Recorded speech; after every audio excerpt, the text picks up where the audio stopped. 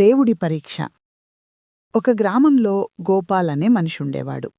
అతను దేవుడిపై చాలా భక్తి కలిగినవాడు.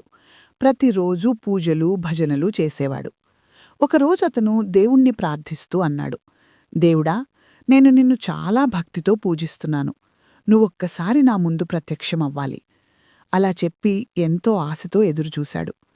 మరుసటి రోజు అతని ఇంటి ముందు ఒక పేద వృద్ధుడు వచ్చి అన్నాడు, బాబూ, చాలా ఆకలిగా ఉంది. ఏదైనా తినడానికిస్తావా? గోపాల్ కొంచెం కోపంగా అన్నాడు, ఇప్పుడు టైం లేదు, నేను దేవుడి కోసం వేచియున్నాను అని పంపించేశాడు. కొంతసేపటి తర్వాత ఒక చిన్న బాలుడు వచ్చి నీళ్లడిగాడు. అన్నా, దయచేసి నీళ్ళివ్వండి.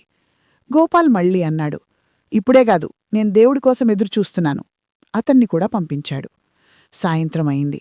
దేవుడు మాత్రం కనిపించలేదు. గోపాల్ నిరాశతో పూజమందిరంలో కూర్చుని అన్నాడు, దేవుడా, నేనంత భక్తితో ఎదురుచూశాను, నువ్వెందుకు రాలేదు?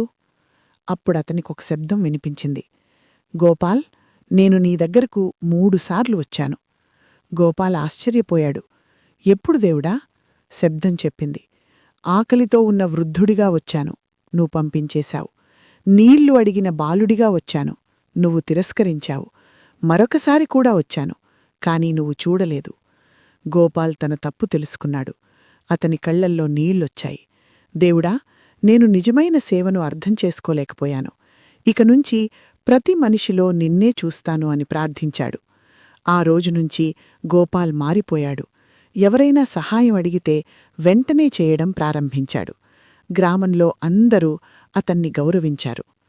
నీతి: దేవుడు మన ముందు మనిషి రూపంలో వస్తాడు. మన సేవే నిజమైన భక్తి.